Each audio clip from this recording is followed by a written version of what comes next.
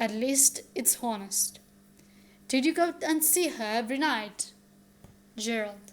No, I wasn't telling you a complete lie when I said I'd been very busy at the works all that time. We were very busy. But of course, I did see a good deal of her. Mrs. Burling. I don't think we want any further details of this disgusting affair. Sheila cutting in. I do. And anyhow, we haven't had any details yet. Gerald. And you're not going to have any details yet. To Mrs. Burling. You know, it wasn't disgusting. Mrs. Burling. It's disgusting to me. Sheila. Yes, but after all, you didn't come into this, did you, Mother? Gerald.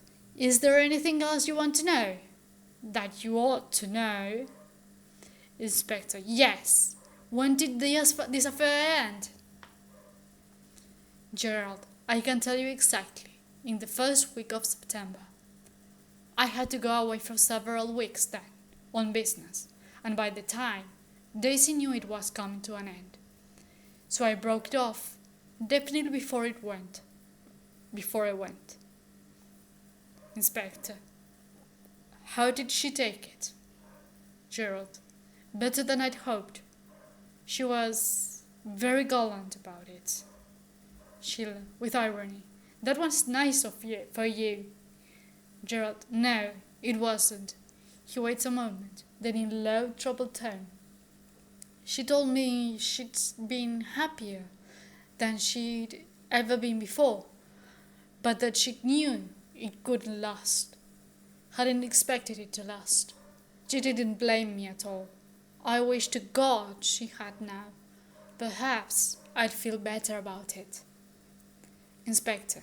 She had to move out of those rooms. Gerald. Yes, we'd agreed about that. She'd saved a little money during the summer. She'd lived very economically on what I had allowed her, and didn't want to take any more from me.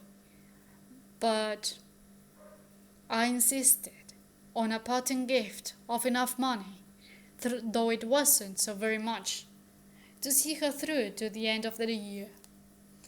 Inspector. Did she tell you what she proposed to do after you left her? Gerald. No, she refused to talk about that. I got the idea once or twice from what she said, that she thought of leaving Bromley. Whether she did or not, I don't know. Did she? Inspector. Yes, she went away for about 2 months. To some seaside place. Gerald. By herself? Inspector. Yes. I think she went away.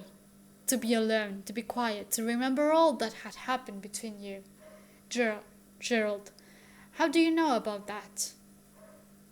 Inspector.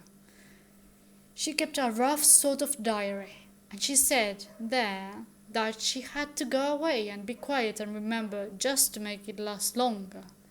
She felt there that never be anything as good again for her, so she had to make it last longer. Gerald, bravely. I see. Well, I never saw her again, and that's all I can tell you. Inspector, it's all I want to know from you. Gerald, in that case, as I'm rather more upset by this business than I probably appear to be, and, well, I like to be alone for a little while. I'd be glad if you let me to.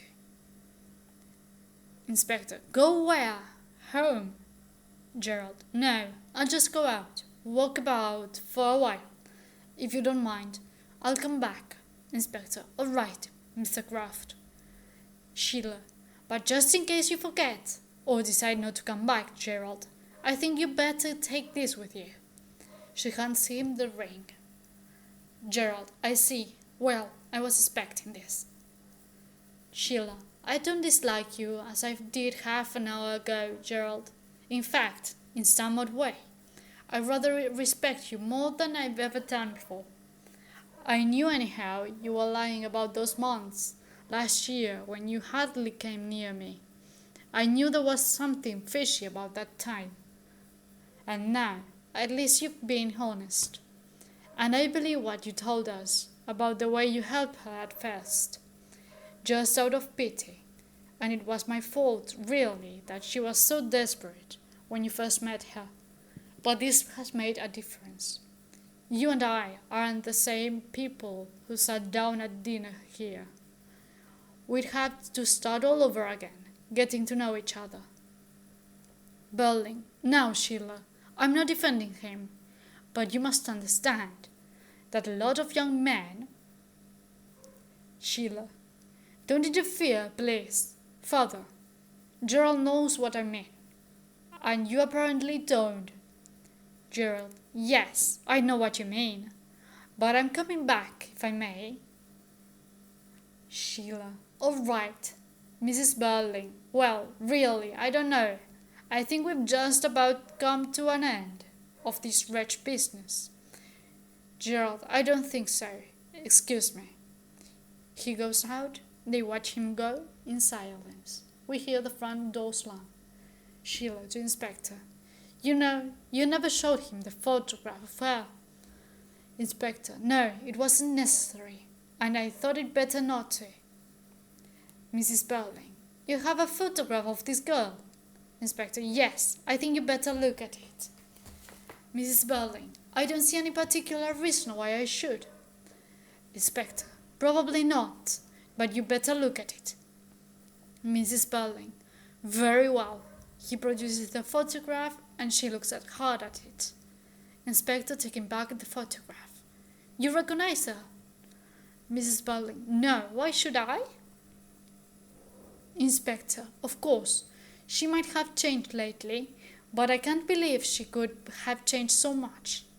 Mrs. Berling. I don't understand you, Inspector. Inspector. You mean you don't choose to do, Mrs. Berling? Mrs. Berling angrily. I meant what I said. Inspector. You're not telling me the truth. Mrs. Berling. I beg your pardon? Berling angrily to Inspector. Look here, I'm not going to have this, Inspector. You'll apologize at once. Inspector.